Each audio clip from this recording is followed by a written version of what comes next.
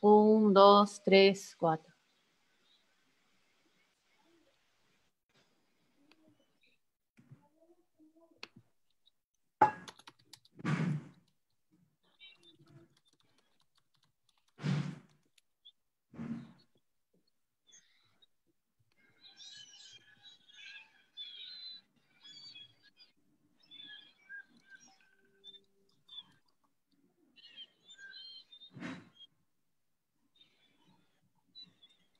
Niños, sed hombres, madrugad a la vida, porque ninguna generación tendrá una herencia más triste, porque ninguno tuvo deberes más sagrados que cumplir errores más graves que remediar, ni venganzas más justas que satisfacer. Vuestros antepasados bebieron el vino generoso y dejaron las heces. Todos fuimos ignorantes y siervos, y no vencimos ni podíamos vencer. El Perú es montaña coronada por un cementerio. Rompamos el pacto infame y tácito de hablar a media voz. Estos muertos, si nos honran y nos vindican, también nos acusan. Hay que mostrar al pueblo el horror de su envilecimiento y de su miseria. Manuel González Prada, quien es citado hoy por Alberto Vergara en su columna del diario El Comercio. Comenzamos así con Diarios de Pandemia, el programa sobre ciencia y COVID-19 que transmite La Mula. Junto con Pau Gas les damos la bienvenida. Pau, buenos días. Buenos días. Buenos días. Muchas gracias por acompañarnos. La cita de Manuel González Prada venía a raíz de la debacle que significó para nuestro país la derrota en la guerra con Chile. 140 años después y estando en el peor momento de la pandemia, la crisis política parece tan ajena a la tragedia. 5 meses después de conocer la primera víctima del COVID en nuestro país, seguimos con las mismas falta de estrategia con la que comenzamos. Como dice el científico Ed Málaga, seguimos trabajando o tanteando en la oscuridad, brindando primeros auxilios y contando muertos. Hoy entrevistaremos al doctor Carlos Alberto Vergara. Él es médico asistente que trabaja en el Hospital Regional Hermilio Valdizán en Huánuco, una región a la que el COVID-19 no da tregua. También nos va a acompañar Ignacio Medina. Él es crítico culinario, periodista, y con él vamos a hablar de esta paradoja que significa que el 85% de muertes en nuestro país, según cifras del Ministerio de Salud, son de pacientes que sufrían obesidad. ¿Cómo es esto posible en un país como el nuestro, que nos orgullecemos tanto de nuestra riqueza culinaria, que siempre nos hemos sentido la capital gastronómica de América Latina? Conversaremos sobre ese punto y otros, y sobre el futuro, además, de la gastronomía en esta crisis sanitaria y económica más adelante con Ignacio. Comenzamos ahora con el doctor Vergara, quien está en Huánuco. Doctor, muchas gracias por acompañarnos. Buenos días, Josefina, gracias por la invitación.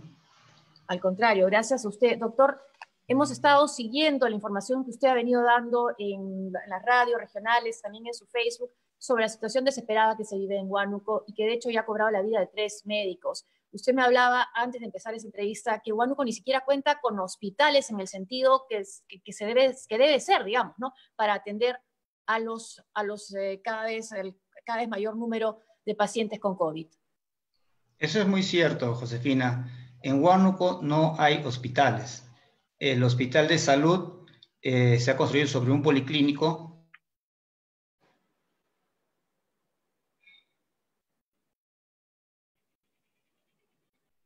No escucho. ¿Escuchan? No le escucho al doctor. Pau, ¿tú estás escuchando al doctor? No escuchamos al doctor. No. Sí, pero creo que ha tenido problemas el doctor para que se le escuche. Desde Huánuco nos estaba contando que los hospitales que hay en Huánuco son hospitales de contingencia, hospitales que no tienen la capacidad para atender a los enfermos por COVID. Por ejemplo, nos decía que el Hospital de Salud ha sido hecho sobre un policlínico. Y también los otros hospitales, el Hospital del Valle recién se ha instalado hace 4 meses. Entonces la situación empeora aún porque no hay una planta de oxígeno en Huánuco. Dependen de La Oroya, Y también el doctor nos decía, antes de empezar esta entrevista, que van a empezar las lluvias, Pau, en agosto o en octubre. ¿Y qué puede significar eso? Que haya huaicos en la carretera y que no haya comunicación entre la Oroya, que es la única fuente de oxígeno que tiene todo Huánuco, y entonces se queden sin ese suministro. O sea, no haya cómo salvar vidas en Huánuco. Otra de las cosas que ha dicho el doctor, bueno, antes de empezar la entrevista, es que en verdad parece que fuera 6 de marzo, parece que estuviéramos empezando con el primer anuncio de la primera víctima de COVID-19 y no fuera 9 de agosto, perdón, y no se ha hecho nada, no se ha hecho absolutamente nada. Si se sigue la misma estrategia, desgraciadamente estamos llegando a un camino en el cual los políticos no han afrontado, digamos, usando a la experiencia científica para poder hacer algún cambio. Eso es lo terrible de esta pandemia, ¿no? El doctor también ha hecho un llamado a las autoridades locales y regionales porque siguen viviendo en una realidad paralela. Están haciendo licitaciones para construir parques infantiles, para arreglar caminos rurales, que no dudamos que sea importante, pero no es la urgencia en esta pandemia y es lo que parece estar pasando en nuestro país. El debate está en un momento que no corresponde con la realidad que estamos viviendo. Me refiero al debate político, por ejemplo, lo que hemos visto en el Congreso, más allá de las razones que hubo para no darle la confianza o no a Pedro Castellano, parece que la pandemia no está en el centro de nuestra preocupación, de la preocupación de la política. Y hemos visto entonces lo que está pasando. Tenemos una de las peores cifras de muertos por COVID y una cantidad de números que sigue avanzando. Entonces, como dice Ed Málaga, seguimos tanteando en la oscuridad, brindando primeros auxilios y contando muertos. Ya, el doctor ha tenido una contingencia, va a entrar por celular, por eso me acaba de pedir el link celular, ¿ya? Cualquier cosa, obviamente Ignacio Medina está ahí también para entrar, pero no, ahorita el doctor va a intentar entrar por celular, ¿ya? Bueno, de hecho, son cosas que nos están pasando porque estamos trabajando en vivo y bueno, yo también estoy con mi celular, y así nos vamos a poder comunicar. Lo importante es poder salir en vivo con el doctor desde Huánuco y que nos diga él mismo su testimonio sobre la urgencia de la atención que se debe dar a Huánuco, que se siente bastante olvidada y postergada. Hay alternativas, está dando alternativas el doctor que esperemos sean escuchadas. ¿Ya está el doctor con nosotros? Además, hemos visto fotos esta semana sí está. Hemos visto fotos de huanuqueños en Lima saliendo a marchar, a pedir oxígeno, a pedir lo mínimo, ¿no? A pedir lo mínimo y desgraciadamente no está llegando ni lo mínimo, ¿no? Sí. Otro punto también que decía el presidente de los médicos de salud en Huánuco, él decía que pueden usarse los colegios y las universidades que están vacías para albergar a los pacientes que no están graves, que tienen síntomas moderados de COVID, que por qué no se hace eso. También reclaman un decreto de urgencia con medidas extraordinarias como las que se dieron en Arequipa por la situación en Huánuco que ha colapsado, es lo que dice el doctor también. Así es. Reclama. ¿Ahí está el doctor? Sí, ahí está. Aquí estoy. Doctor. Bienvenido, doctor. Sí, se fue, tenía que entrar. Ahí está, perfecto. Por el celular. Sí, perfecto. Hay recursos. No sé si me habías escuchado inicialmente lo que te había comentado. En Huánuco comencé mejor, sí. En Huánuco no tenemos hospitales. Salud se ha construido sobre un policlínico que se ha ido adaptando poco a poco y no es un hospital. Está incluso en los consultorios, en los pasadizos, ha colapsado ya. Y eso que su población es de 1.800 más o menos asegurados. El MINSA, el Hospital de Salud, del MINSA, el regional, es un hospital de contingencia. Estamos como 7, 8 años esperando que se termine la construcción de ese hospital, que por problemas legales solamente se ha avanzado hasta un 70%. Doctor, una interrupción ahí cortita. ¿Qué se refiere con contingencia cuando se trata de un hospital? Cuando hablamos de contingencia, es un hospital que se ha hecho adaptado para poder albergar o atender a los pacientes momentáneamente. No tiene todas las comodidades o todas las instalaciones al 100% como debería tener un hospital. En este hospital de contingencia, por ejemplo, no tenemos ni siquiera tomógrafo, resonador, no hay generadores de oxígeno, todas esas cosas no tenemos. Se ha construido con drywall, toda la construcción se ha hecho y nos hemos adaptado. En Huánuco al mediodía hace un calor muy fuerte, gracias a Dios, pero también dentro de los consultorios quema. Es desesperante la tensión en los consultorios. Y en las noches, el frío, bueno, en Huánuco sí, ahora está haciendo frío esta temporada. Y el tomógrafo es clave. En este caso, para lo que es el COVID, sí, ayuda, es mejor incluso que las pruebas rápidas, porque las pruebas rápidas siempre te va a dar falsos positivos o falsos negativos. ¿Qué quiere decir eso? Que va a salir positivo, pero muchas veces el paciente no está enfermo, o te sale negativo y el paciente sí verdaderamente está enfermo. Entonces, la única manera de saberla, nosotros podríamos, los médicos, solicitamos una tomografía para ver también qué tan avanzado está la enfermedad. Es la única manera. Entonces, doctor, una de las conclusiones después de todos estos días que hemos vivido en pandemia es que las pruebas rápidas no sirven. No sirven. Ahorita no sirve como estamos. No, ¿qué es lo que necesitamos? Oxígeno, medicamentos. No hay médicos, no hay. Provincias, está olvidado. Lo que tenemos de Huánuco, no podemos referir pacientes a la ciudad de Lima. No nos acepta. Lima también ha colapsado, no tienen UCIs, a pesar que ahí hay médicos, pero en Huánuco tenemos ahorita 3 sociólogos nada más que están manejando, que estamos hablando, 1 en el Salud y 2 en el MINSA. Pero ellos se turnan para atender, imagínense, se están apoyando con internistas, médicos de la especialidad de medicina interna y con anestesiólogos, pero no es su área. Y ya han muerto 3 médicos en Huánuco. Doctor, sí, si usted nos podría dar una receta rápida de lo que se tendría que hacer ahorita en Huánuco, donde están sufriendo la pandemia, ¿qué tres tareas son las urgentes para que las autoridades tomen acción? ¿Cuál es lo que sugeriría usted en este momento? Bueno, ahorita la situación es muy complicada porque no tenemos balones de oxígeno para poder almacenar. Si comienza la temporada de lluvias o cae un huaico en la carretera central, no podríamos traer los balones de oxígeno o el oxígeno desde La Oroya, que es el lugar que nos abastece, no solamente a Huánuco, sino también a Tingo María, Pucallpa.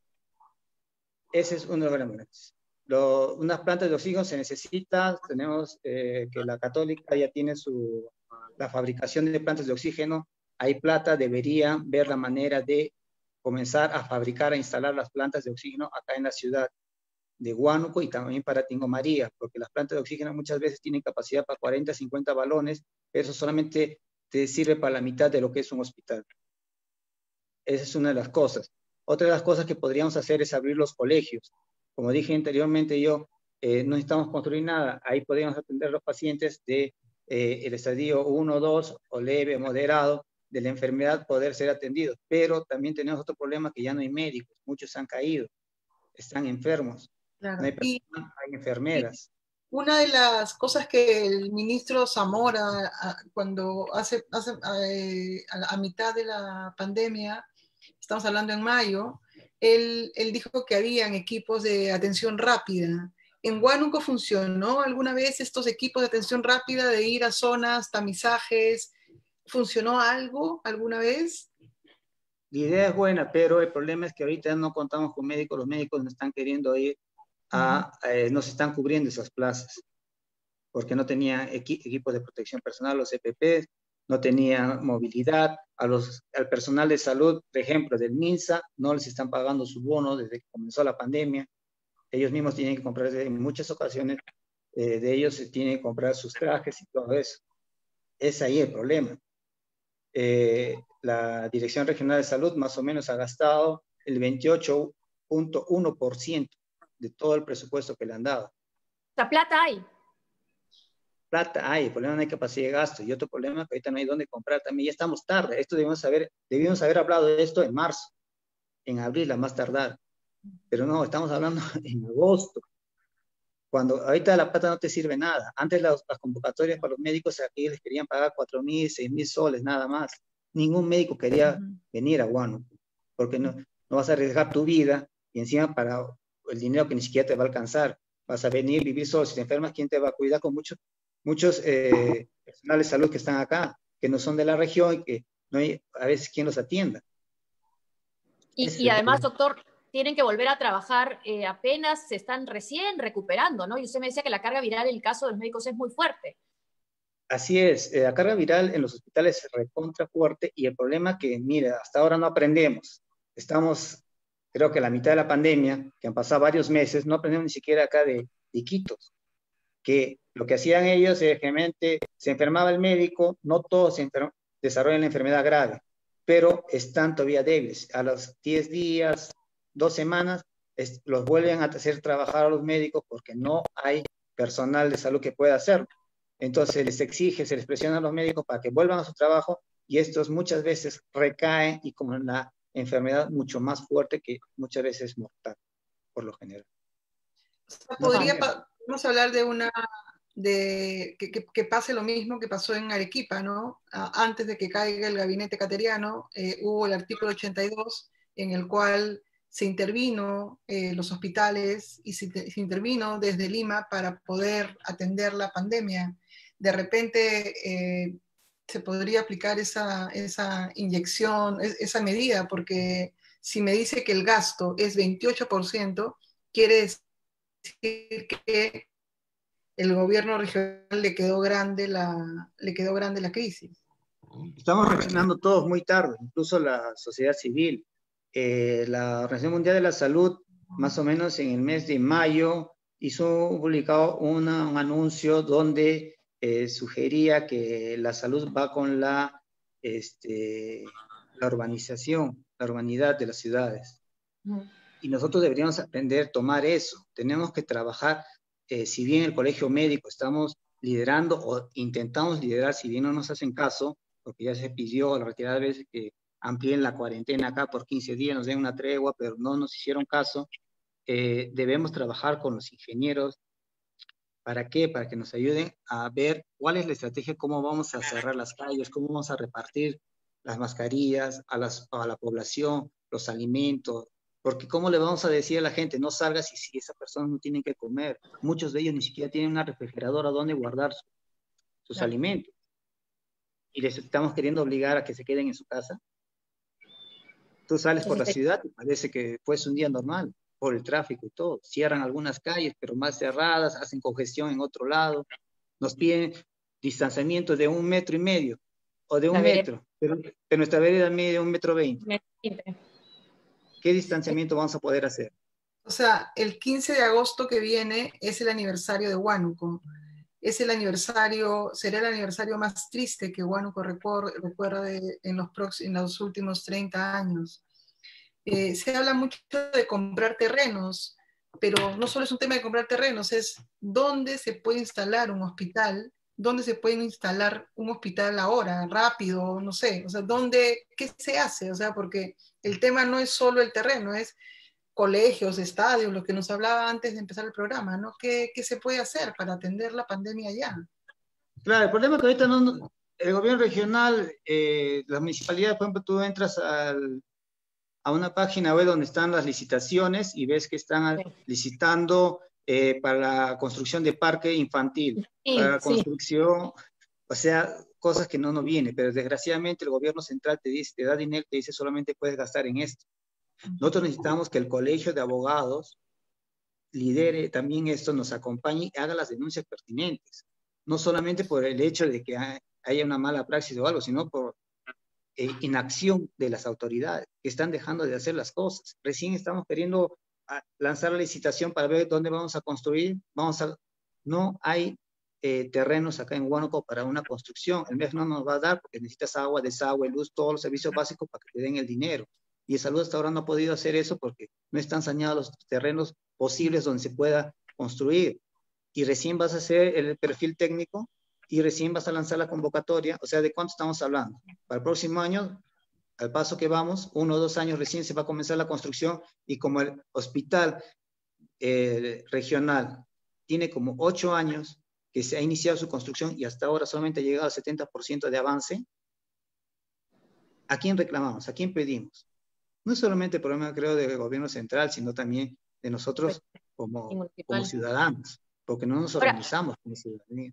Doctor, ustedes estaban hablando de organización, ustedes estaban organizándose para poder comprar oxígeno en Iquitos. ¿Cómo va esa posibilidad? O sea, si bien se ha conseguido el contacto, pero el problema es acá, el problema es dinero, y eso depende de las autoridades que son los que tienen el dinero. Depende de ellos, no van a ir a otro lugar, porque ahorita se vienen las lluvias o cae un huaico y lo que viene, el oxígeno, se va a demorar 2, 3 días. Normalmente es 24 horas de acá hasta La Oroya, en que va el camión lleno de oxígeno, lo carga y regresa, se demora 24 horas. Imagínense, un huaico son camiones que vienen con mucho peso, entonces no pueden venir a toda velocidad, porque La Oroya nos queda como 4 o 5 horas de acá. Nos están enviando preguntas. Quisiera leer una pregunta que nos acaban de enviar. Es, ¿el gobernador regional dirige algún ámbito de la salud en Huánuco? ¿No debería ser él quien acelere esos temas? Sí, él es integrante del comando COVID, igual que el director del Valdizán, el regional de salud, ¿no? Pero aquí, como se dice, que es el papá de todos, es el gobernador, y es el que tiene que dirigir la orquesta. Nosotros como colegio médico damos las pautas, el que tiene que ver cómo lo va a hacer es él, pero tiene que llamar al colegio de ingenieros para que le den idea cómo es la manera más salomónica de repartir las provisiones de alimentos para que la gente no salga. Ahorita lo que nos falta acá son balones de oxígeno también. ¿De dónde traemos? No sé, no podemos traer, porque el único lugar donde podemos traer es de China, porque Brasil ya no nos quiere dar, no quiere fabricar, porque es el país con mayor, necesitan todos estos problemas de balones de oxígeno. Están peor que nosotros, pero tienen de dónde sacar. Acá otra pregunta. Doctor, tenemos otra pregunta que es casi una pregunta de denuncia. Dice, cuando el personal de salud sale positivo, IgG, cuando el personal de sale positivo mixto, solo médico 7 días de cuarentena. No, si es IgM. Y entonces los obligan a volver a ser operados en Huánuco. ¿Cómo se hace? ¿Quién le pone el cascabel al gato? O sea, el pobre, o sea, el gobernador regional, el gobierno central, o sea, ¿quién hace algo? No veo Estamos abandonados porque acá no va a haber médicos que van a venir a poder apoyarnos. Si bien se está pidiendo que intervenga el MINSA para que también ayude, colabore, pero no tenemos un tomógrafo. ¿Qué vamos a hacer ahí? ¿Qué va a hacer interviniendo? No tenemos capacidad, ni siquiera un tomógrafo. ¿Van a empezar a hacer la licitación para comparar? ¿Dónde lo van a instalar? ¿Están vendiendo tomógrafo ahorita en el mercado? Eso no es que lo vas y lo enchufas a cualquier fuente de luz y vas a poder comenzar a funcionar. Tienes que tener toda una logística instalada para poder... Claro, y una alternativa sería tener más oxímetros, pero claro, si se enteran que falta oxígeno a una persona, si le dicen la recomendación es, está mal tu oxigenación, tienes que ir a buscar oxígeno, no hay ese oxígeno. No hay ese oxígeno, y el problema es que también los centros de salud no están atendiendo al 100% porque no hay médicos. El paciente va en la noche y está cerrada la puerta y te toman tus datos nada más, te dicen que te vamos a llamar. ¿Por qué? Porque no hay personal médico que atienda. Entonces, doctor, enfocarse más ahora en la prevención. O sea, si es una cuarentena, tendría que ser una cuarentena planificada, ¿no? Para que no suceda lo que ha pasado en la primera cuarentena. Así es, que es una burla, que yo de autoridad me daría vergüenza decir, ¿sabes qué? Cuarentena, y lo veo a todo el mundo caminando, haciendo las fiestas COVID que están haciendo ahora. Nadie respeta, no hay autoridad. Tiene que organizar, tiene que coordinarse. O saliendo por necesidad, claro. Tiene que coordinarse. Claro. Con los urbanistas, con los ingenieros, arquitectos, para que nos den las pautas cómo lo vamos a hacer, tenemos que llamarlos a ellos. Nosotros, colegio médico, decimos, no me sale nadie, esta es la manera, vamos a atender de esta forma, pero los ingenieros nos van a ayudar, los urbanistas, para ver cómo vamos a hacer esta. Y el colegio de abogados debería liderar, estar viendo si la Fiscalía de Prevención de Delitos en sus funciones, si el Ministerio Público, todos están funcionando, o todos están en su casa escondidos con miedo a supervisar.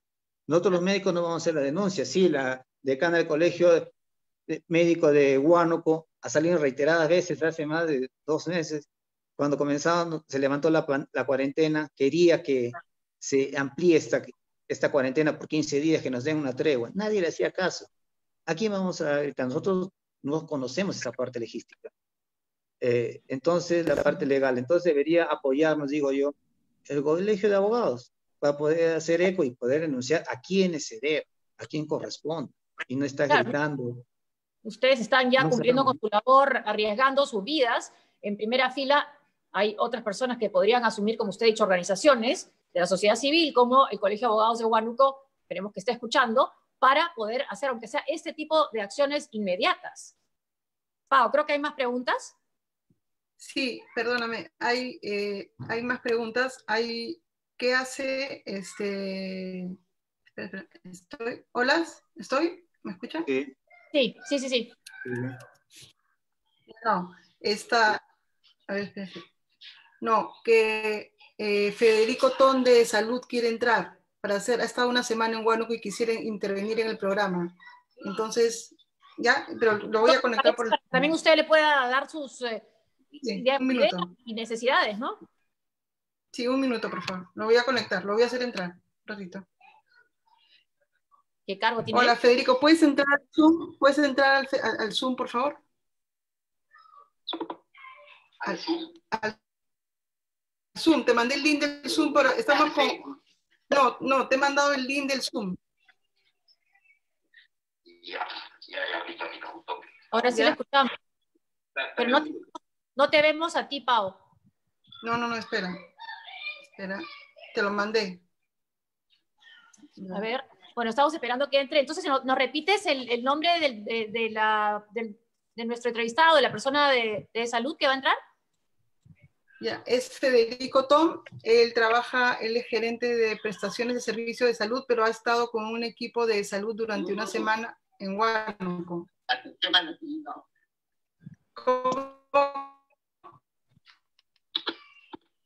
El doctor ahí, ¿no? Ya.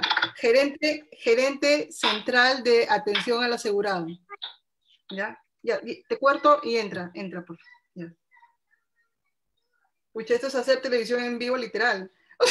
Bueno, pero tenemos una reacción del Estado a lo que ha estado diciendo el doctor, que realmente es un llamado urgente debido a muerte literal. Sí, porque en Arequipa, dentro de todos los gremios de empresas privadas, mineras, se han organizado, ¿no? Han hecho médicos solidarios en Arequipa, o sea, ha habido una movida, digamos, de la gente, pero en Huánuco vemos que todavía no hay como, no coordinan todos, como dice el doctor Vergara, ¿no? Ni siquiera el, ¿cómo se llama? Ahí está el doctor. Exacto. Sí. ¿No? Claro, son los médicos los que tienen que llevar la voz de la desesperación de la población, porque lo ven día a día. ¿Estamos ahí? ¿Entró Federico? ¿Entró? A ver, espera. Bueno, nos vamos a ir un poco más tarde entonces porque tenemos esta intervención que nos parece también que importante que haya respondido a lo que está denunciando el doctor Vergara, ¿no? Un representante de salud. Más adelante vamos a estar con Ignacio Medina, espero que Ignacio nos esté esperando, sí, pero creo que este es... Claro. Ya. Sí, ya entró Federico, ya entró. Sí. ¿Federico?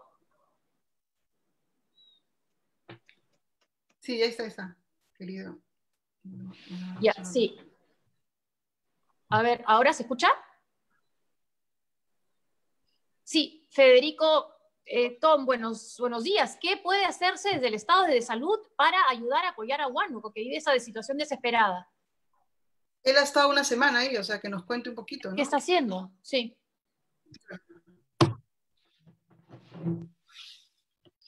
¿Puedes prender tu cámara, Federico? Ahí está. Hola, Federico, buen día.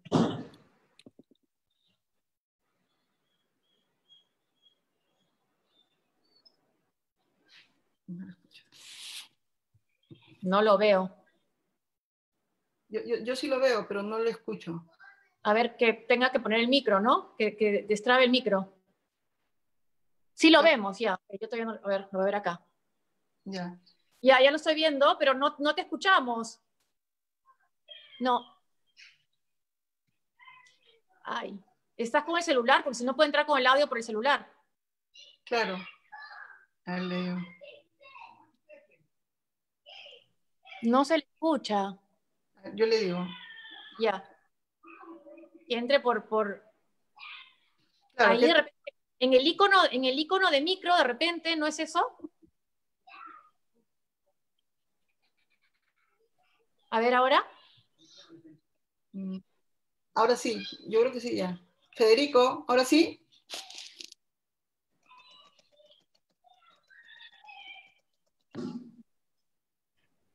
Federico, ¿te oímos? A ver. No. Ya, no sé. Se le oye, qué raro. ¿Estás en tu celular? ¿Está en su celular, Federico? ¿Está en su celular? ¿Estás en tu celu? Espérate, ¿Está en su está en celular? compu, creo. Sí. A ver. No.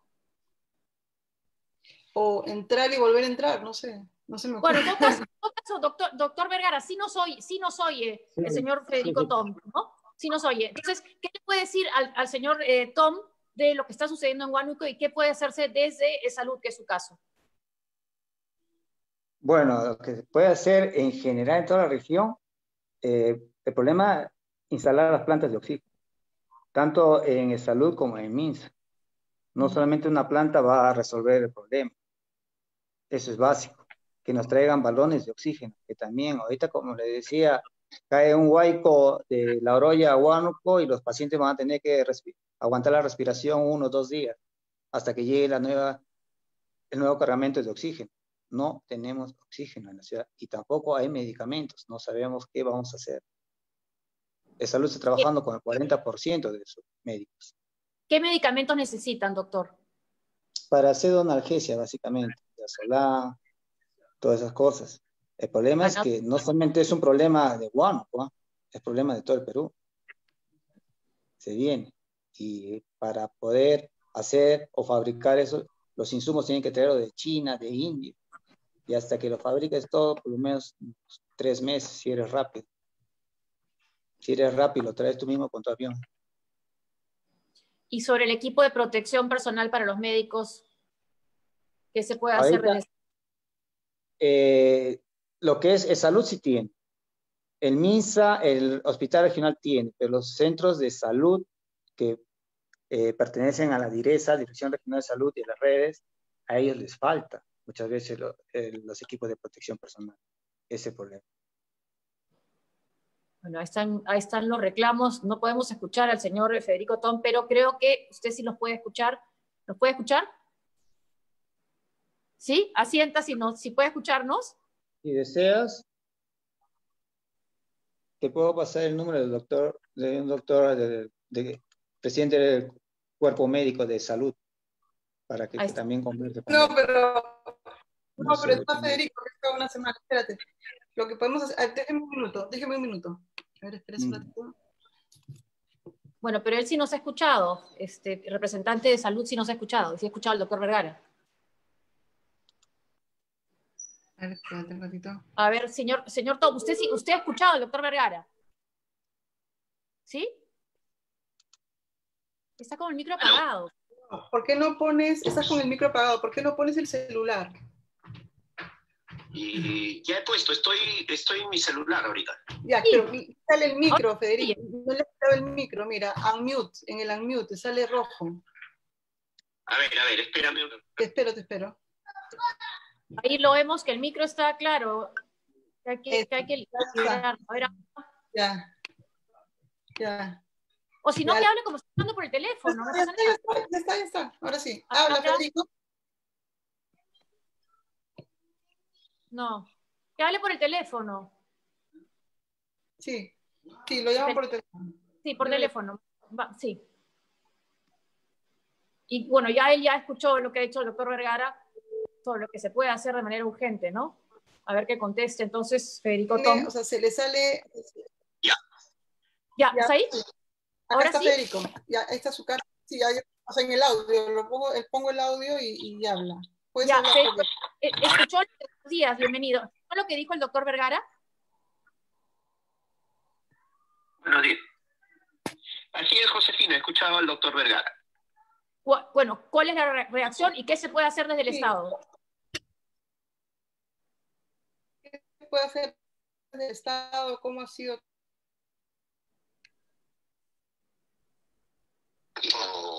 Que va variando y se va haciendo de manera mucho más crítica por semanas, de acuerdo a la evolución de los contagios.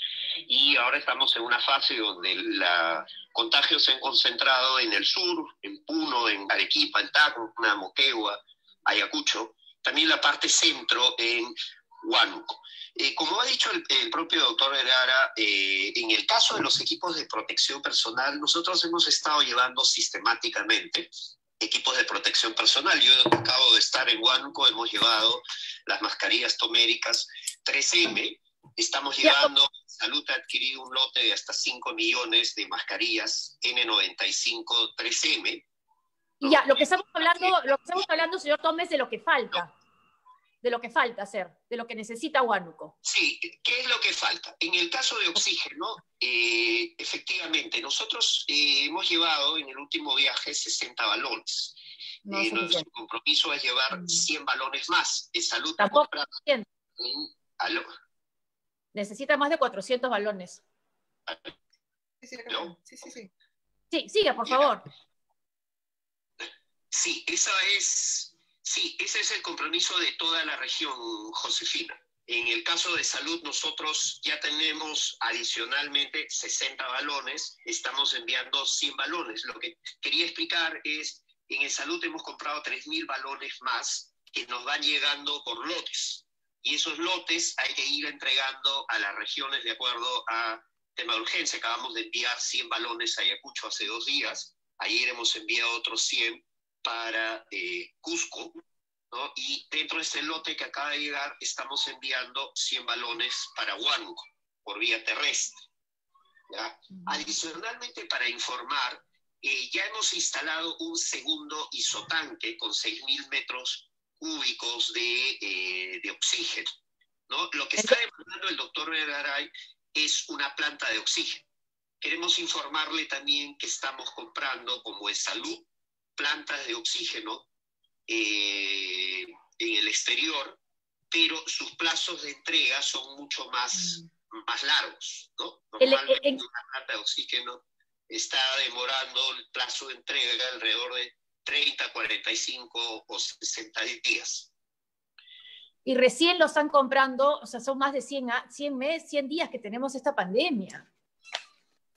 Se está haciendo un proceso de compras, Josefina. El caso de Ucayali ya está llegando la planta de oxígeno y se ha ido comprando, por ejemplo, en el caso de Iquitos, que también se ha comprado plantas, en el caso de Tarapoto, que también se ha instalado plantas. Ahorita se están comprando 14 isotanques que están ingresando en los próximos días y que van a ser enviados a las regiones, ¿no? ¿Cuántos isotanques a Huánuco?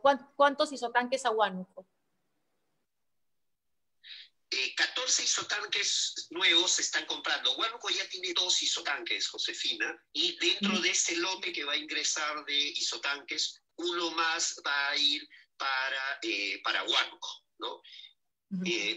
Sería un tercer isotanque que contaría Huánuco desde el lado de salud para la atención a nuestros pacientes. Y no olvidemos que el día 10 ya está culminado el Hospital Blanco con las 100 camas hospitalarias que que van para atender a la población de Huánuco. 64 camas están ubicados en la parte de la losa deportiva del Instituto Marcos Durán Martel, y 36 camas se están acondicionando en el lado del auditorio de este instituto, que ha sido cedido por este Instituto Marcos Durán Martel para poder instalar el Hospital Blanco. Ahí quisiera interrumpirlo, y el tema de personal, o sea, el tema, digamos, no solo es las camas o que hayan isotanques, sino que ¿cómo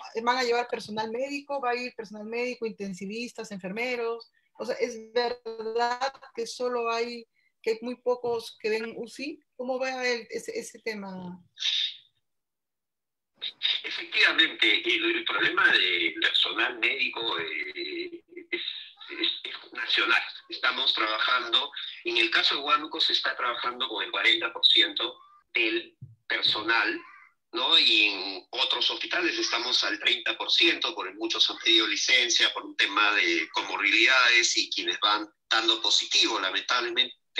Esta pandemia es así. Pero para el caso de Huánuco, de manera concreta, hemos aprobado ya la convocatoria de 140 plazas de tras COVID a la atención en Huánuco. A veces también es verdad que estas convocatorias, Paola, Josefina, se caen, no siempre hay un personal disponible y dispuesto para ir a la región. Y en el caso de Huánuco, vamos ya en la cuarta brigada de médicos, enfermeras y técnicos de enfermería que hemos llevado para Huánuco, ¿no? Entonces, con estas 140 plazas esperamos cubrir la demanda que hay en Huánuco. Adicionalmente, como medidas de contingencia en términos de personal e infraestructura hospitalaria, tenemos el Hospital Blanco Pucallpa, con el cual estamos dando, ya hemos transferido 19 pacientes de Tingo María, y también se han instalado 100 camas hospitalarias en el Hospital Guariaca, que está poco más de una hora de la ciudad de Huánuco, para aquellos pacientes que se complique y se desborde la capacidad hospitalaria, ¿no? Entonces, claro, 140 plazas CAS-COVID. Y también lo mismo estamos viendo lanzar una nueva convocatoria para el Hospital de Tingo María. El doctor Carlos Vergaray quiere... Quiero, una pequeña intervención. El hospital integrado, que es tanto de salud como el MINSA, que es en el Valle, más o menos por día gasta 120 balones de oxígeno. 120 balones que tienen que estar al lado de la cama del paciente. 120 balones tienen que estar yendo hacia la Oroya a cargarse, y 120 balones tienen que estar regresando. Una vez que regresan, se sacan esos balones y los vuelves a mandar. Entonces, solamente para el hospital integrado necesitamos 360 balones solamente que estén circulando para ese hospital integrado. De salud sí tiene sus plantas sus cilindros para guardar oxígeno, pero bueno, solamente sirve para el oxígeno de tubería, no sirve para cargar los balones. Tiene uno de 6.000 metros cúbicos y otro de 2.000, y eso tiene que cambiarlo cada 3 días, si no me equivoco, que es aproximadamente que es lo que consume el personal, los enfermos, ¿no? Pero igual necesitamos balones de gas. El problema es de dónde sacamos los especialistas, los médicos. No hay, como dice el doctor, a nivel nacional es un problema. Lanzar ahorita, sí, la intención es buena, pero vamos a ver cuántos llegan a Huánuco. Si pueden lanzar 140, pero sabemos la realidad. Siempre salud y bueno, la región de Huánuco siempre ha tenido esa falencia, esa deficiencia de especialistas y de profesionales. Ahora en plena pandemia, dudo mucho que podamos solucionar eso. Tenemos que, yo creo, buscar otras estrategias, pero tiene que juntarse tanto el gobierno regional, los colegios profesionales, todos tenemos que, juntos, conociendo la realidad de nuestra región, poder armar un plan para poder enfrentar esta situación que ahorita está complicada y que se va a poner más complicada. Una vez que comiencen las lluvias o los huaicos en la región, va a ser difícil, muy difícil solucionarlo. Sí, para ir cerrando la respuesta de Federico, y con eso cerramos para pasar con Ignacio Medina. Efectivamente, bueno, primero saludar la actitud propositiva del doctor Vergaray. Creo que la pandemia nos obliga moralmente también a estar todos trabajando en equipo. Bueno, había una experiencia muy interesante de este hospital integrado. Yo acabo de estar con el director del hospital, y efectivamente los isotanques, los tanques se están llenando en Prazair, en La Oroya, pero también desde la red Huánuco, el doctor Milward Ubillus, nuestro director de la red, ha gestionado también para que estos balones puedan ser llenados en Lima con la empresa Criogas, ¿no? Y el tema de la planta es una solución definitiva para Huánuco y que está considerado. Entiendo, Josefina, la preocupación, todos nos preguntan, pero estamos desde 3, 4 semanas antes preparándonos para esta pandemia. Ningún país ha estado preparado y se están haciendo todos los esfuerzos. Ahorita tenemos una altísima demanda de las camas UCI. Para el caso de Huánuco hemos enviado 2 ventiladores mecánicos de alta gama y estamos enviando 4 ventiladores mecánicos, y lo que hemos conversado es que la necesidad que el Hospital Integrado del Valle, Minsa, Direza y ese espacio para cuidados intermedios y cuidados intensivos y poder concentrar ahí la oferta en este campo, ¿no? Sobre el personal, doctor Vergaray, todas las regiones tienen que ponerse de pie, pero también todos los huanqueños, todo Huánuco tiene que ponerse de pie para ayudarnos a poder consolidar esta convocatoria e incorporar profesionales. Se están tomando medidas como, por ejemplo, poder incorporar aún más técnicos de enfermería para poder cumplir en enfermería. Estamos buscando otros mecanismos que de otras regiones puedan ir por un tiempo, por 1 o 2 semanas, a reforzar el trabajo. En el caso de Huánuco sí estamos llevando brigadas médicas. La última que ha llegado con 11 médicos y 14 enfermeros para reforzar el trabajo de la región. Siempre resulta insuficiente. Lo más difícil hoy en día es contar con el recurso humano, pero desde salud se están lanzando convocatorias de plazas CAS COVID en el marco de la emergencia para todas las regiones del país. Perfecto. Sí. Bueno, muchísimas gracias, doctor Vergaray. Gracias, doctor Federico Ton. Sería genial que, bueno, que se puedan conversar y ver la manera de que se puedan combinar necesidades con acciones, y gracias por la pronta respuesta de Federico Ton. Lo último que nos han dicho, y que ya con eso, digamos, ya vamos a pasar con Ignacio Medina, es que lo que más han pedido a la gente en Huánuco son equipos de EPP adecuados, y me imagino que si los ponemos en contacto al doctor Vergaray con Federico Ton, van a quedar, bueno, de acuerdo. Muchísimas gracias por la entrevista. Sí, pase mi teléfono para poder conversar con el doctor Vergaray en interno y poder coordinar acciones. Creo que es una persona con ideas y podemos trabajar juntos. Claro, y agradecer no solo la actitud de proponer ideas y revelar lo que viene pasando en Huánuco del doctor Vergara, sino también nuestro agradecimiento por el trabajo que viene realizando en primera línea en esta pandemia. Gracias, doctor, y gracias, señor. Gracias Pau. a ustedes. Gracias. Gracias por la invitación. Bueno, gracias. Hasta luego, chao. Bueno, hasta luego. Pasamos, bueno, vamos a pasar a Ignacio Medina, que ya está conectado también. Bueno, él empezó a ejercer el periodismo. A inicios de la década del 80. Es, además de periodista, crítico gastronómico, ha hecho televisión, ha hecho radio. Por esas casualidades de la vida llegó al Perú, Ignacio, y se enamoró del Perú. Y desde ese momento ha hecho, bueno, crónicas y críticas, y ha sido, yo no sé si buscándolo, sin querer, queriendo, un protagonista más del boom gastronómico que vive el país, y desde sus columnas del diario El País realmente es un cable a tierra para hablar sobre lo que es la crítica gastronómica, sobre lo que es y no es, ¿no? Lo que nos hacen creer a veces que es hacer buena cocina o mala cocina, y cómo dentro de todo la cocina es un motor para el crecimiento económico del país.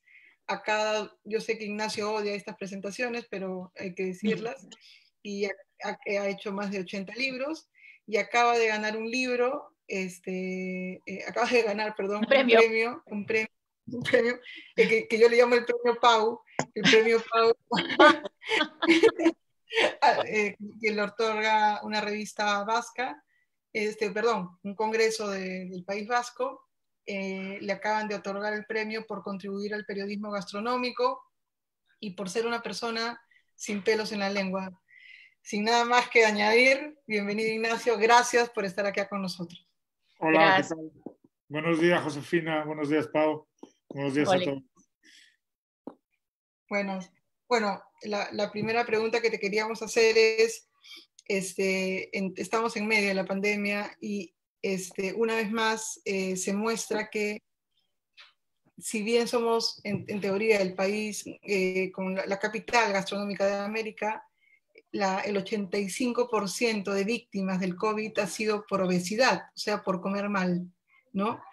¿Por qué? ¿Cómo se explica desde ese lugar lo que está pasando? Explica lo que significa. El COVID nos ha desnudado a todos. Como individuos, como sociedad, ha desnudado el Estado, la ausencia del Estado peruano. En realidad, el COVID lo que nos ha mostrado es que el Perú es una verdad a medias y detrás de una verdad a medias hay una mentira escondida de una forma muy torticera, ¿no? La verdad a medias es que el Perú se siente Perú a través de su cocina, del orgullo, etcétera, etcétera, pero el Perú no hace nada, ni por su cocina ni por sus ciudadanos, ¿no? El Perú es un país inmensamente rico que se sustenta y avanza y se sujeta sobre la gente más pobre, la más humilde, la que vive el salario base, etcétera, etcétera. En la informalidad, ese 70% de informalidad que sale todos los días a la calle porque necesita buscarse la vida y sobrevivir, es la que sujeta a este país. Bien, lo que estamos viviendo en Perú es un cambio social. Estábamos viviendo un cambio social, estamos viviendo el tiempo de la creación de las nuevas clases medias, desaparecidas con el infausto gobierno de Alan García, el primero, con la crisis económica tan terrible que trajo este país y que llevó al país a unos niveles de inflación del nivel de los que tiene hoy Venezuela, y acabó con todas las clases medias del Perú, y abrió una brecha social que cuando yo llegué a Perú hace 15 años era descomunal todavía, ¿no? Sigue siendo descomunal, el 20% de los peruanos vivían antes de empezar la pandemia en el umbral de la pobreza. Se estima que para septiembre será ya el 30,5% de los peruanos que vivirán en el umbral de la pobreza, y eso es nada, vivir con lo que muchos de nosotros gastamos en un restaurante, en una comida para 2 personas. Bien, en ese contexto de tránsito social, de desarrollo de las clases medias, hay un cambio de hábitos. Hay un cambio de hábitos. Hace 30 años, 40 años, la obesidad era un síntoma de riqueza. El gordo era rico, o el rico era gordo, ¿no? El rico se mostraba, el creso se mostraba vestido con barriga, con túnicas para ocultar la barriga, etcétera, etcétera, ¿no? Hoy, sin embargo, la obesidad es el escaparate de la pobreza. Y en ese tránsito y en ese cambio del paradigma, en realidad lo que estamos viviendo es un cambio social. Yo he recorrido prácticamente todo el Perú, creo que me faltan Moquegua y Cajamarca, ¿no? Por conocer. Y he ido a ver a los productores y he subido a la sierra caminando y he ido por el Amazonas, en Piragua y en Tequepeque a encontrarme con ellos. Los he recorrido por todos lados. Y me he encontrado gente humilde, sencilla, que llevaba una vida tan humilde, tan sencilla como la que llevaban todos los agricultores peruanos, vida de subsistencia. El que cultivaba papas, desayunaba papa, almorzaba papa, cenaba papa. El que cultivaba maíz o choclo, desayunaba choclo, almorzaba choclo, cenaba choclo. El agricultor era flaco. Tenía una dieta equilibrada. Los productores de papas de Huánuco, estamos en Huánuco, pues en el monte Quisqui, que está a unas 2 horas y media de Huánuco, de Victoriano, que viven a 3.600 metros, que para subir a su casa hay que subir por un sendero que pasa un desnivel de 800 metros caminando así de estrecho, que a mí me cuesta, a él le cuesta 15 minutos, yo tardo 2 horas en subirlo. Come papa. Todo lo demás, los animales, todo lo demás que cultivas para hacer canje, para hacer trueque y para venderlo para llevar a sus hijos a la universidad. Bien, en el momento que el agricultor empieza a vender su papa para comprar fideos y para comprar arroz y para comprar latas de atún, que es lo que sucede, como sucede en la selva, no hacen el trueque, llega juntos y llega Cualguarma y hace que en la selva todo el mundo coma ahora arroz, fideos y latas de atún, empieza a comer de otra manera. Empieza a comer para exhibirse. Baja a Huánuco a vender las papas y tiene que ir al hueco donde hacen caldo de gallina, y el caldo de gallina es con 1 litro de caldo, media gallina, 5 papas, 2 huevos, y empieza a comer más de lo que necesita, porque la comida se convierte en un acto de exhibición pública, y la comida se convierte sobre todo en una demostración pública de tu nueva capacidad económica. Cambiamos la forma de comer, cambiamos los hábitos de comer y aparece la obesidad. Y de hecho, en Kiski, por ejemplo, cuando yo iba a Kiski le preguntaba a Victoriano, ¿y aquí cuál es la expectativa de vida? Me decía, aquí ahora ha bajado mucho. Y me lo decía lo de su padre, que tenía 90 años, iba a cazar venados y los traía al hombros a casa, ¿no? Ha bajado mucho. ¿A cuánto ha bajado? 85 años, una cosa así. Porque antes 100, 105, ¿qué ha cambiado? Ha llegado el cáncer, han llegado las enfermedades. ¿Y qué han traído esas enfermedades? El cambio en la dieta. La llegada del arroz, la llegada del fideo, la llegada de las harinas procesadas, la llegada de los granos procesados también, la llegada de las conservas, de pescados que no forman parte nunca de su dieta, ¿no? Eso es lo que hemos hecho para sentar las bases de la mortalidad tan tremenda que tiene la pandemia. En la selva amazónica hemos obligado a los niños, desde hace 15 años o 10 años, a beber leche. Las etnias, las comunidades amazónicas, que han sido siempre nómadas, nunca han tenido ganado. Y como no han tenido ganado, no están acostumbrados a tomar leche, son intolerantes. El nivel de alergias. Hay una pandemia previa en la selva, que es la diabetes, provocada por esas dietas inducidas por el Estado. Al final, este Estado que no existe, este Estado que no da educación a sus ciudadanos, este Estado que no da sanidad y salud a sus ciudadanos, este Estado que está sustentado sobre un principio del liberalismo ultranza, ese liberalismo falso, tendencioso y para mí trágico para este país, que consagra un principio básico. El que tiene plata tiene acceso a la sanidad y tiene acceso a la educación, y el que no tiene plata que se joda, que sobra aquí, ¿no? Nos vale como mano de obra barata. Hemos cambiado al indiecito que llevaba a hombros al terrateniente, lo hemos cambiado por el indiecito o por el cholo que trabaja para nosotros por el sueldo base a cambio de nada, ¿no? A cambio de unas ganas tremendas de prosperar, a cambio de un esfuerzo tremendo por salir adelante. Yo he trabajado en Pachacútec muchos años, tú lo sabes, y he visto la transformación de Pachacútec, un barrio miserable, absolutamente. Cuando yo llegué sin solo pistas de tierra, sin agua corriente, había una ferretería y un chifa en todo Pachacútec, todo casas de madera. Hoy vas a Pachacútec, pistas asfaltadas, iluminación, agua corriente, edificios de ladrillo, hostales, grifos, academias, mercados. Y eso se ha sustentado sobre gente que trabaja por el salario base o incluso por menos del salario base. Un esfuerzo tremendo, 2 trabajos al día o muchas horas de trabajo cada día, 3, 4 sueldos en la casa, trabajo infantil. Pero eso a cambio les ha llevado, no les hemos dado nada. Y lo primero que hay que darles es educación, y la educación te va a llevar a una forma de alimentación diferente. Y no queremos que tengan educación. Porque si hay educación, perdona, y acabo ya, si hay educación, entonces los evangélicos y todos estos partidos populistas que se nutren de la ignorancia o la superstición se quedan sin bases. Por eso hemos echado a 3 ministros de educación y por eso queremos echar a Benavides. Al final, no es solo un negocio de las universidades, es el negocio de todo lo que hay detrás de esta clase política que domina el Perú, ¿no? Si hubiera educación en este país, ellos no estarían, pero no te digo en el Congreso, es que no estarían ni en la Junta de Vecinos del barrio. Entonces, Claro. bueno, hay un cambio de paradigma, hay un cambio social, y ese cambio social siempre marca la forma de alimentarse, ¿no? Para mal. Para Sí, mal. para muy mal, porque además ha coincidido este cambio en el tiempo de las grasas procesadas, las grasas saturadas. Fíjate, hace 5 años, 6 años, hubo un estudio de la Universidad de Barcelona que se publicó en la revista Ciencia, una revista internacional importantísima, que un estudio sobre las causas que aceleraban las metástasis del cáncer. Y primera parte del estudio eran las grasas vegetales. Segunda parte del estudio, la grasa vegetal que más acelera las metástasis del cáncer era el aceite de palma.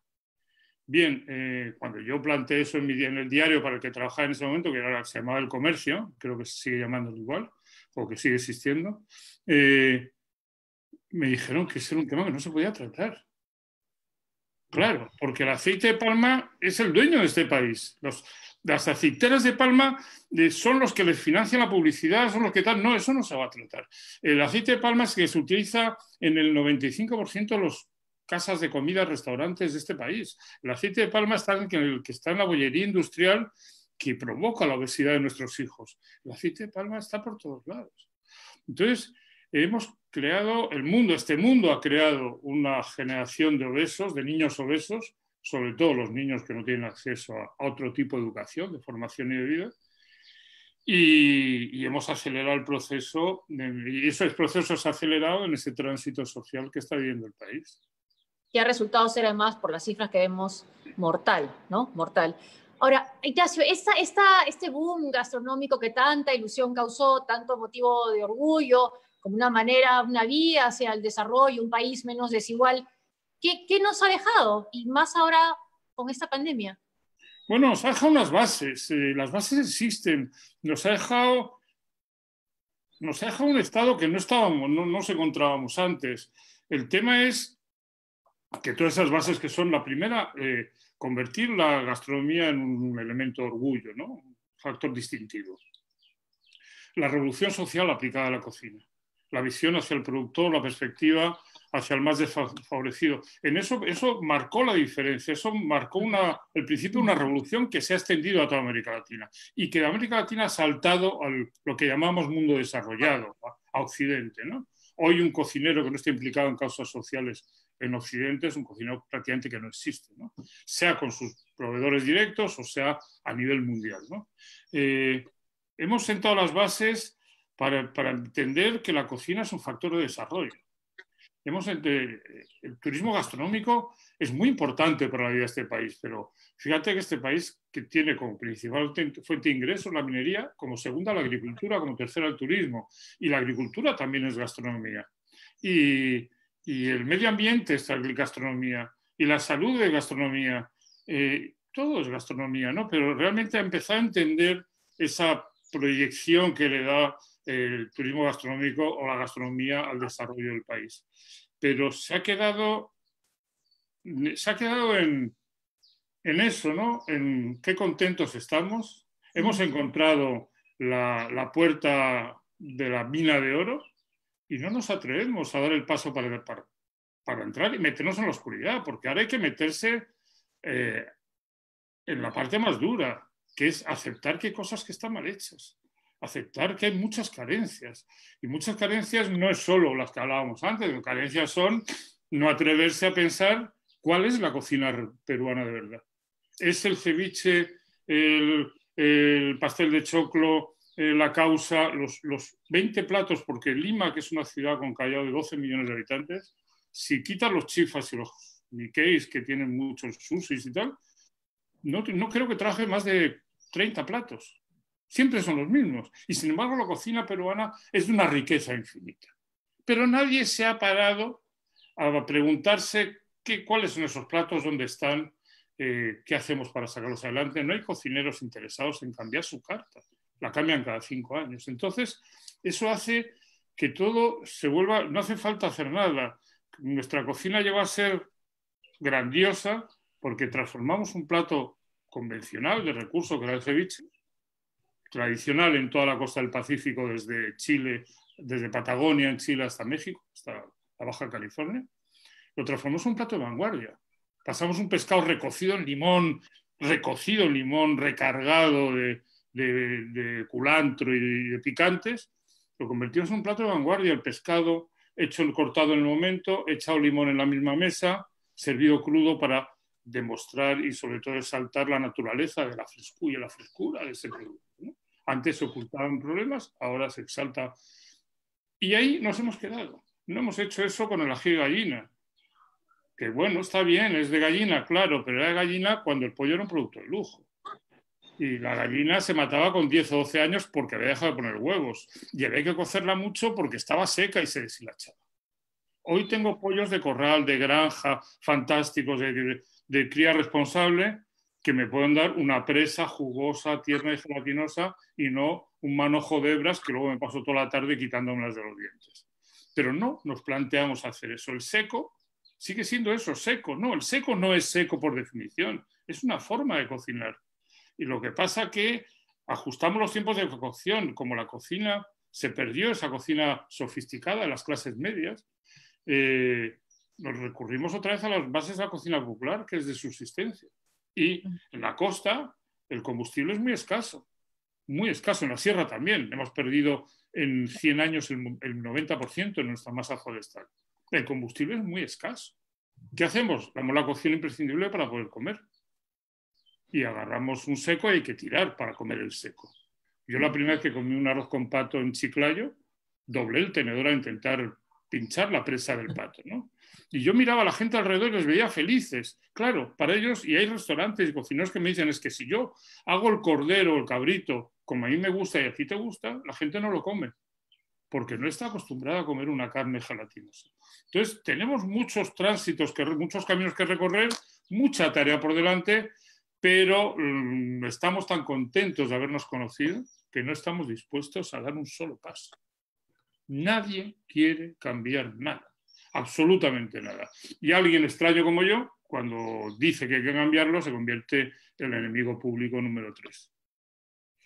Bueno. Tras de Kuczynski, yo soy el segundo.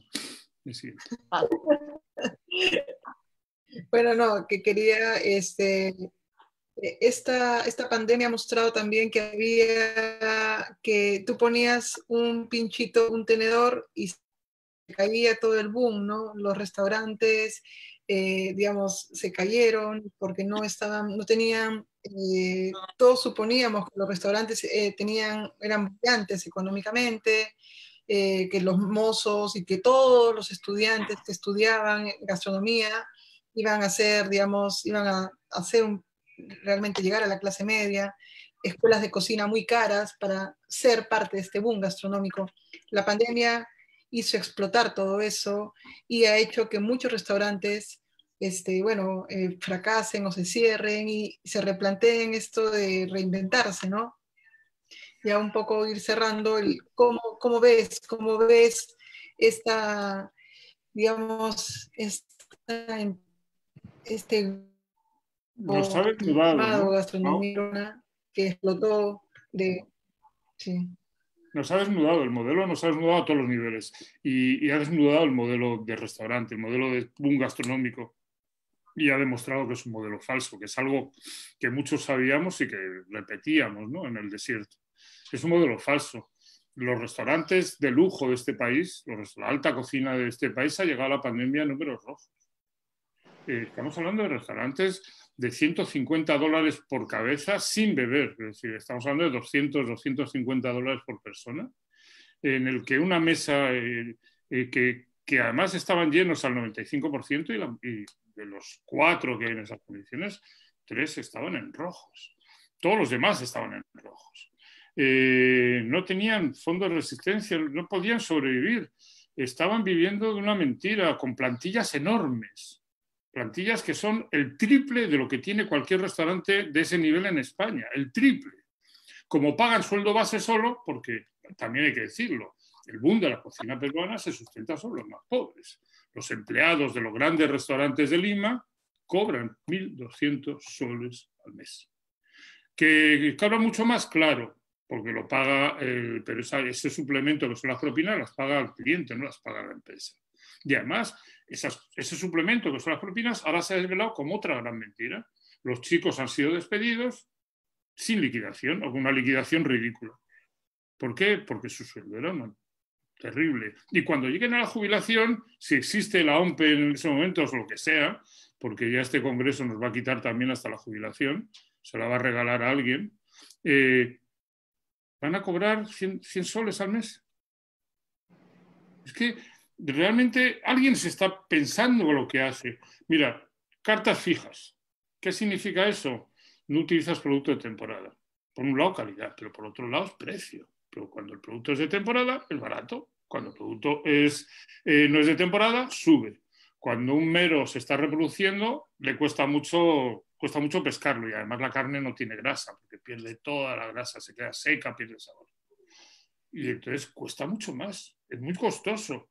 Utiliza el mero cuando esté en plena temporada el mero y sea abundante. Y cuando el mero se esté reproduciendo, utiliza otro pescado, no. Yo tengo que tener lenguado todo el año, yo tengo que tener, porque además como hago una carta estática, como no voy a preocuparme por trabajar en el restaurante, en la cocina, como ni siquiera voy a ir al comedor de mi restaurante, porque total yo quiero ser como Gastón Acurio, es rico, famoso, tiene 40 restaurantes, pues yo cuando triunfe quiero ser como él. Bien, pues al final esto se les ha comido. Las cartas no pueden ser de 80 platos. Las cartas tienen que tener 20 y cambiar cada semana, cada 2 semanas. Las cartas y que adaptarse a los productos de temporada. ¿Por qué? Porque necesitas menos mano de obra para hacerlo, menos gastos de personal, porque reduces tus costes de mercadería, reduces tus mermas, tus pérdidas. Eso es algo que no les puedes decir porque saben, son los reyes del universo. Y realmente, de verdad, les ha dejado descubierto. Malabar decidió cerrar a las 2 semanas. Cerró la Tranquera, vi el otro día. Pero no son los que están cerrando, son los que van a cerrar. Es decir, los cierres no son para ahora. El peligro, abrir un restaurante después de 3 meses, casi todo el mundo tiene un crédito Reactiva Perú. El que no lo tiene ha pedido plata a la familia, el que no ha vendido un departamento o tenía algo guardado en Panamá o en las Barbados.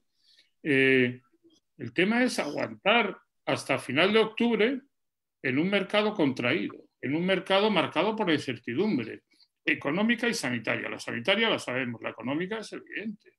¿Cuántas empresas, pequeños comercios no van a poder abrir o no van a poder funcionar? ¿Cuántos empleados, cuántos pequeños empresarios no van a poder permitirse ir a restaurantes? Yo no me puedo permitir pedir delivery de ese tipo de restaurantes. ¿Por qué? Porque yo vivo mi trabajo. Yo llevo 8 meses sin facturar o 7 meses sin facturar. Y como yo, habrá miles de personas, miles de profesionales en Lima que están así. Y entonces cuando abren los restaurantes para el delivery, agarran la carta 80 platos. Por Dios, ¿cómo se te ocurre? Y además, a precios... Es que hemos bajado los precios un 15%. Ya, pero yo no puedo gastar 150, 200 soles para comer yo en mi casa comida metida en una caja. No me lo puedo gastar. Es que no creo que nadie pueda gastar. Y de hecho los resultados son terribles. Lo normal, salvo casos muy puntuales, es que hayan facturado. La facturación que han tenido en el tiempo del delivery ha supuesto entre el 10 y el 15% de la facturación que tenían antes. Yo tengo referencias de restaurantes de hotel que han llegado al 7%. Nadie ha hecho la cuenta inicial, o casi nadie. No, nadie no. Algunos lo han hecho. Rafael Osten la ha hecho. Dejó cerrado Rafael y dijo hasta septiembre que se olviden de mí, ¿no? Pero la cuenta inicial es cuánto cuesta estar abierto, cuánto cuesta estar cerrado. Esa es la cuenta primera. No, tenemos que ser famosos, tenemos que ser protagonistas, tenemos que lanzarnos al precipicio. Y el precipicio es muy profundo.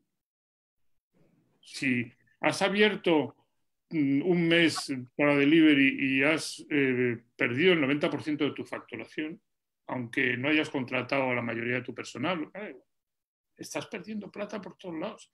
Y si has abierto ahora y un restaurante que daba 150 al día está dando 40 y un restaurante que daba 50 al día está dando 6, ¿para qué has abierto? ¿Cuánto te cuesta abrir? ¿Cuánto te cuesta pagar la boleta de la luz, el gas, de la electricidad, la seguridad social a los empleados que has vuelto a contratar? Esto, yo creo que el diagnóstico no es para ahora, el diagnóstico hay que hacerlo el 1 de noviembre. Y ese diagnóstico no va a ser nada favorable. También todas las crisis traen su pinchazo en la burbuja. Esto es una burbuja grande, muy grande, es el pinchazo mayor que hemos tenido nunca, pero al final ponen al sector en su sitio. Nuestros restaurantes son muy grandes, nuestros restaurantes están mal dimensionados, están mal planteados y están mal estructurados. Y eso va a obligar a... Va a crear un tiempo de oportunidades. Yo creo que septiembre va a ser un mes fantástico para el cocinero joven que quiera buscar un pequeño local barato, porque los va a ver, incluso con licencia de actividad, incluso equipados, porque van a cerrar muchos. Y replantear el negocio, no tener un restaurante de 50 mesas. Yo no quiero un restaurante para 100 personas, quiero un restaurante para 20 clientes. Para 5 mesas, que vaya a rotación con una barra y aparezcan los cocineros artesanos, el tipo que hace pasta y tiene un mostrador para venderte esa pasta que está haciendo en el momento y que tiene un molde y llegas y quieres 200 gramos de tallarines, pues venga, te lo llevas para casa.